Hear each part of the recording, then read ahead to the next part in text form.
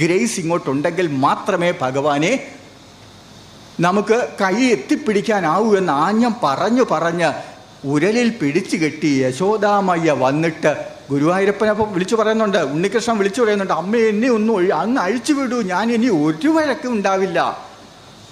അപ്പോൾ യശോദാമയ്യയുടെ ഭാവം മാറിയിട്ട് പറഞ്ഞു, സത്യം ചെയ്യണം, ഇനി ഒരു വികൃതി ഉണ്ടാക്കരുത്.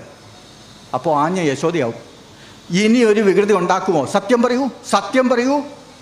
യശോദ മാറി, സാക്ഷാൽ ആഞ്ഞം അവിടെ പ്രത്യക്ഷപ്പെടും. ആഞ്ഞം മനസ്സിൽ തന്നെ, ആഞ്ഞം കൈ നീട്ടിക്കൊണ്ട് പറയും, ഉണ്ണിക്കണ്ണ ഇവിടെ സത്യം ചെയ്തു പറ, ഈ സപ്താഹവേദിയിൽ പങ്കെടുത്തിരിക്കുന്ന സകലർക്കും മുക്തി കൊടുക്കുമെന്ന് നീ സത്യം ചെയ്യടാ. നീ സത്യം ചെയ്താൽ നാരായണ നാമം ഒരു വട്ടം ജപിച്ചിട്ടും മുക്തി ലഭിച്ച അജാമിളഞ്ച കഥ ഞാനിവിടെ പറഞ്ഞിട്ടുണ്ട്. 1000-ലേറെ നാരായണ എന്ന മന്ത്രം ദിവസേന ജപിക്കുന്ന ഞങ്ങൾക്ക് മുക്തി തരുമെന്ന് നീ വാഗ്ദാനം ചെയ്യണം, സത്യം ചെയ്യണം, എന്നാൽ ഞാൻ നിന്നെ വിടാം. അപ്പോൾ യശോദയൊക്കെ പോയി അവിടുന്ന്. ആഞ്ഞം കയറി വരിക. പാവം ഗുരുവായൂരപ്പൻ സത്യം ചെയ്യാതെ എന്തു ചെയ്യും? ഇത് കഴിയുമ്പോഴേക്കും നമുക്കറിയാം, സദസ്സിലുള്ള ആളുകളൊക്കെ അവരെ എഴുന്നേറ്റ് നിൽക്കുകയാണ്. അവരുടെ രോമകൂപങ്ങളിലൊക്കെ എന്താ നമുക്ക് സ്വേദകണങ്ങൾ പൊടിയുകയാണ്. ഭക്തിയാണ് നേരെ മുൻപിൽ കാണുന്നത് പോലെ. ഇതേ തലത്തിലേക്ക് സ്വയം അങ്ങ് മാറുന്ന അതുകൊണ്ടാണ്